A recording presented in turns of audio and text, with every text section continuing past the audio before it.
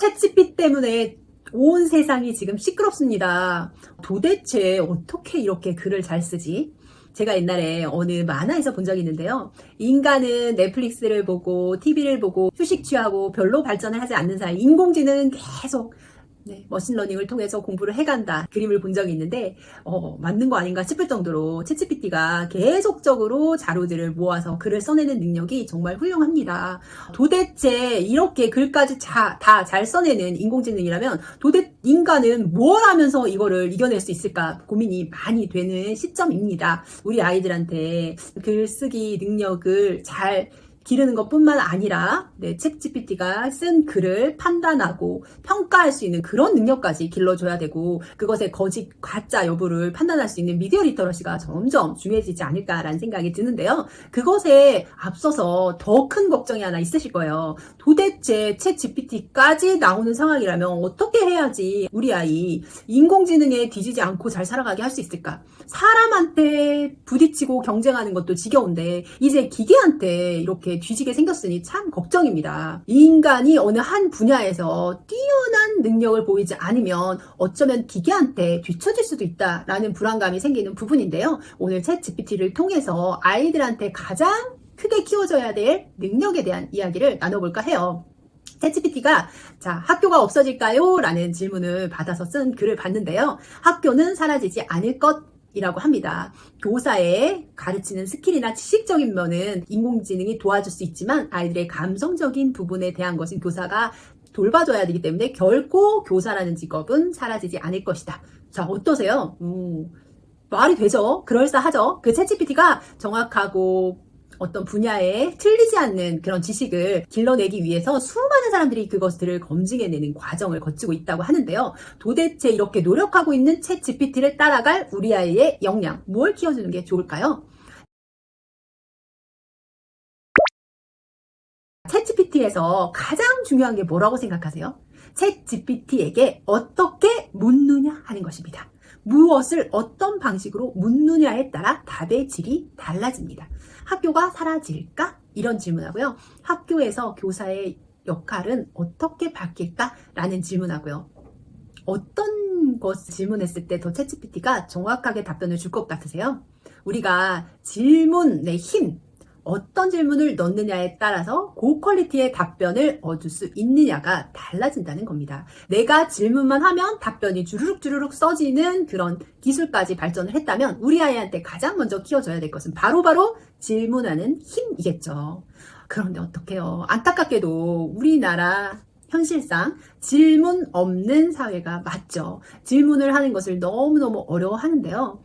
어떻게 질문하느냐가 아이의 인생을 제대로 방향지어 주는 거라면 질문하는 것에 대한 방법을 아이한테 가르쳐 줘야겠죠. 오늘은 어떻게 질문을 잘할 수 있을까?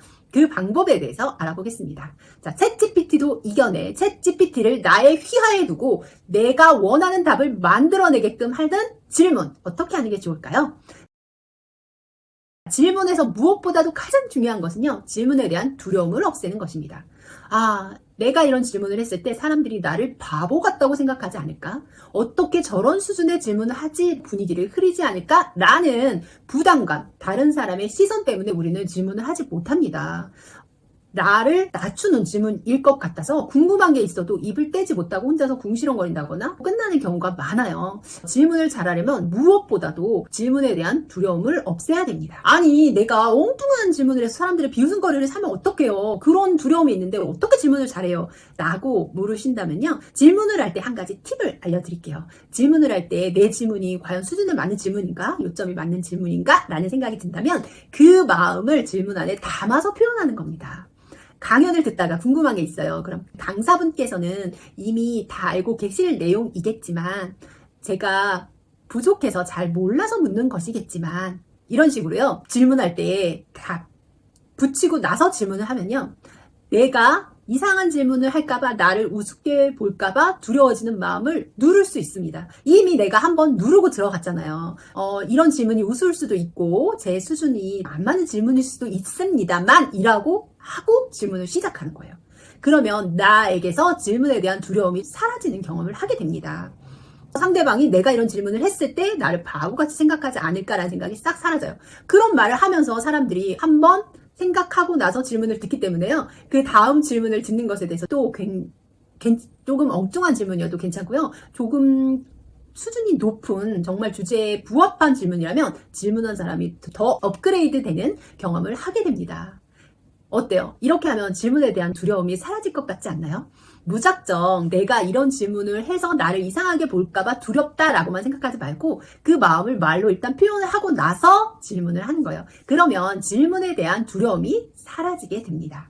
어려운 자리일수록 이런 질문을 활용해 보세요. 이거는 사회 각계 지도층의 분들이 많이 대화에서 사용하는 실제 스킬입니다. 실제로도 많은 효과를 거두고 있는 질문의 방법이니까요. 질문이 두렵다면 질문의 두려움을 없애주는 이런 멘트를 먼저 사용하고 질문을 해보세요.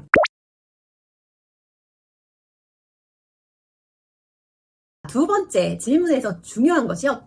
시기입니다. 질문을 던질 그 포인트에 던져야 된다는 거죠. 내가 강의를 듣다가 궁금한 게 있었어요. 그런데 지금 뭔가 맥락이 안 맞는 것 같아.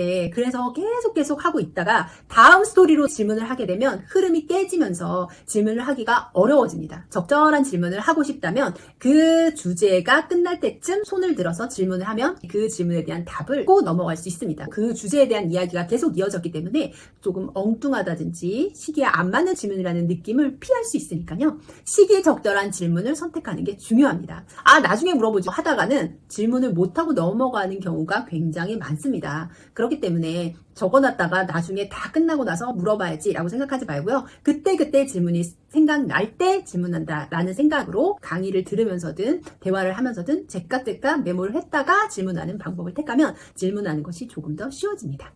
세 번째요. 어렵게 질문한다는 생각을 버리세요. 쉬운 단어로 간단하게 질문해도 내 질문의 의도는 다 드러납니다.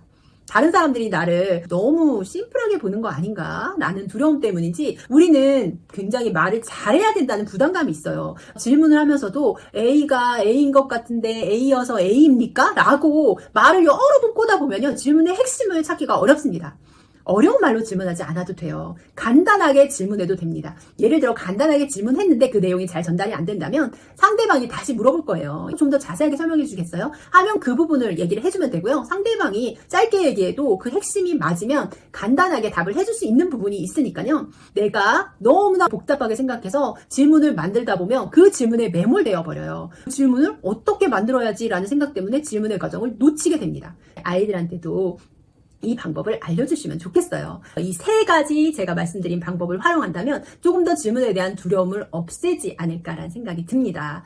간단한 질문부터 시작하는 거예요. 두려움을 버리고 내가 생각한 질문의 간단한 수준부터 점점 올라가는 것이 중요합니다.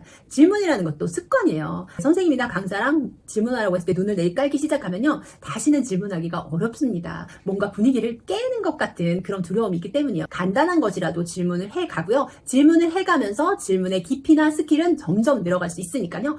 첫 번째 아이들한테 만들어줘야 될 것은 질문을 두려워하지 않는 마음입니다. 간단하게 자기 말로 시기적절하게 물어본다면 그거에 대한 답변을 얻을 수 있을 거고요. 그 자신감이 쌓인다면 점점 더 수준이 높아지는 질문까지도 만들 수 있을 겁니다. 질문을 잘하는 게 중요하지만 첫 술에 배부를 수 없죠. 하나씩 연결해 가면서 질문의 깊이와 질문의 난이도를 결정할 수 있을 테니까요. 처음에는 가볍게 시작하는 게 좋습니다. 아이들이 질문을 두려워하지 않는 것에서부터요. 오늘은 챗GPT가 이끄는 세상에서 가장 중요한 힘, 질문의 힘을 키우는 방법에 대한 이야기였습니다. 중앙탐구생활입니다.